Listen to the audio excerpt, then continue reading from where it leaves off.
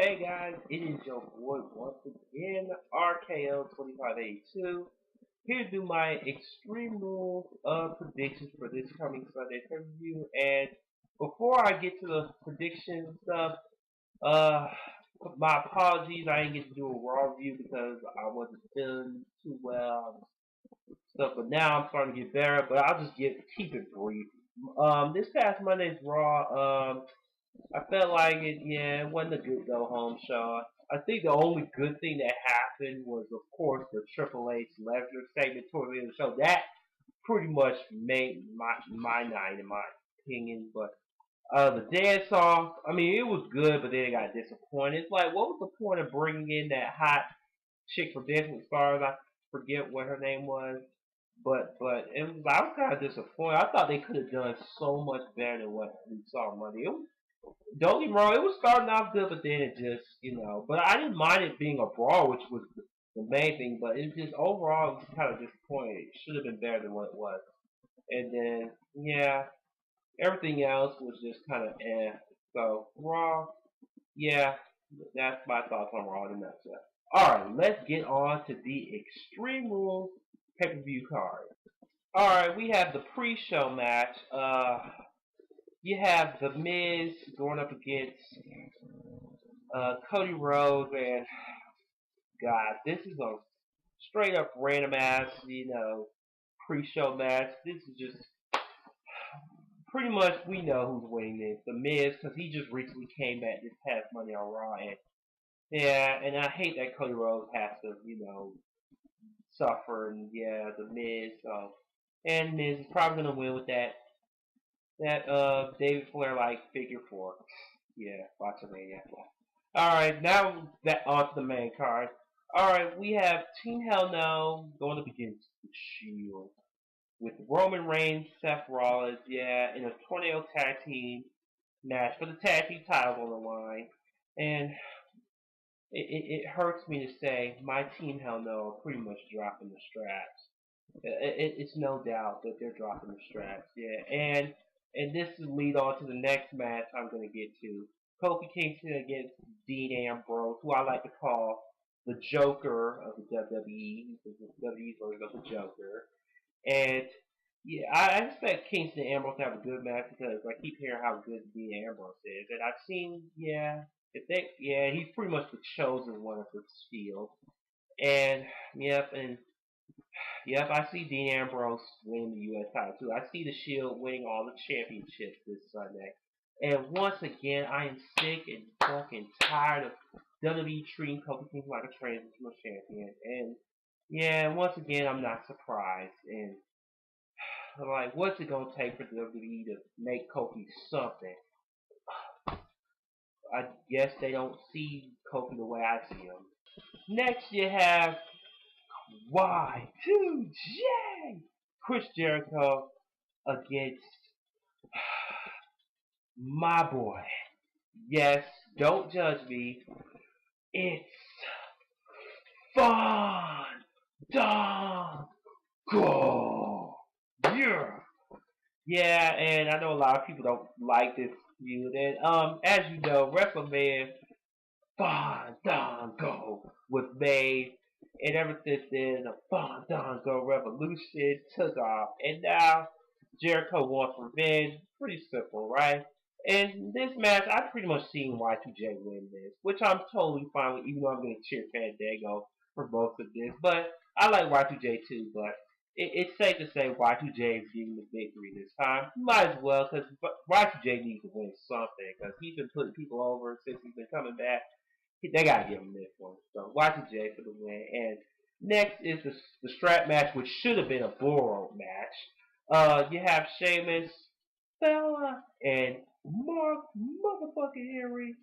Despite all the tug of war, the arm wrestling, recently I enjoyed Mark Henry pulling the two tractors on SmackDown, proving that Mark Henry should win this. That right there said, you know what? I love Sheamus, but I want Mark Henry to win this. But it still could be anybody else, but I want Mark Henry to win this. Why? Because that's what he do! Alright, you have the Extreme Rules match between Randy Orton. And against, well, it's the Big Slow. And like the majority, I really do not care for this match. Because you know my personal feelings on both Randy Orton and Big Show. I mean, I am not the biggest fan of those two. And we pretty much know who's going to get the victory. It's obvious Randy Orton's going to get the victory of this. And I would be surprised if Big Show actually wins this. And if he does, I will chant, "Thank you, Big Show! Thank you, Big Show!" Oh yeah, yeah.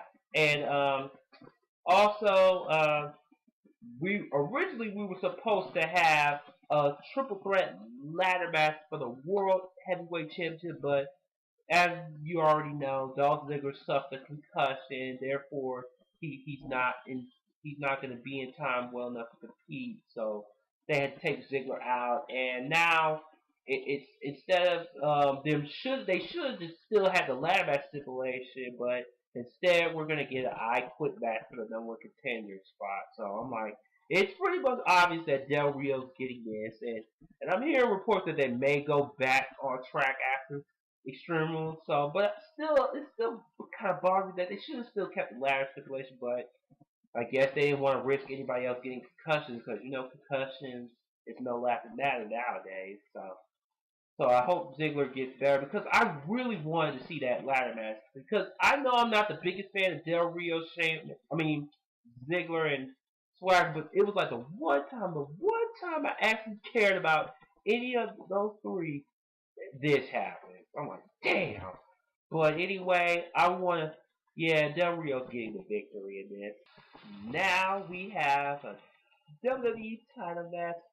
Yes, and it's a last man standing match. You have John Cena, the champ, is here against Ryback in a last man standing match. Yeah, in most people's opinion, yeah, I know a lot of people aren't looking forward to this just because it's John Cena and the fact they've done Ryback wrong for these pay per views, and I would not be bothered if Ryback wins, but we all know, whether we like it or not, we know John Cena is going over this because John Cena just recently won the belt back from The Rock, and they're not going to let him drop it all of a sudden. So I see John Cena once again, overcoming the odds.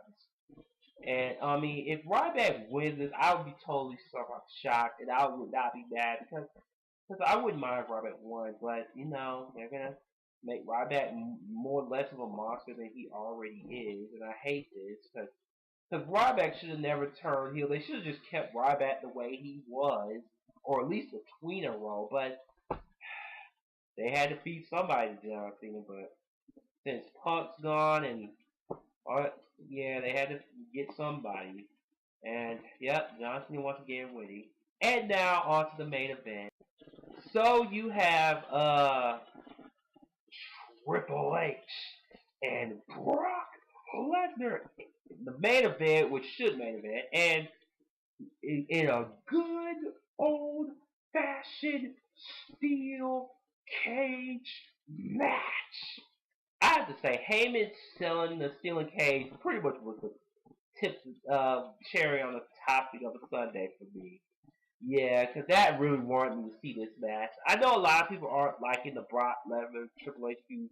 Well, we know Brock won one. He beat Triple H at SummerSlam, and Triple H recently beat Brock at WrestleMania. So this is the third matchup, the rubber match between these two. Something's got to give in this. I hope this steel cage match is really good because this is the match I'm really looking forward to the most. Because originally I was looking forward to the ladder match, but unfortunately we ain't gonna get that.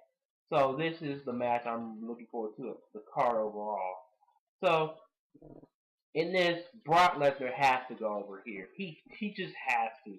Because if he does not win this, it's like Triple H said, the mystique of Brock Lesnar being the beast, it'll probably be gone. And it'll be like, what was the point of paying him all that money just to have a 2 year to lose again? So Brock has to go over here. There's no doubt in my mind. Brock is going over. He has to.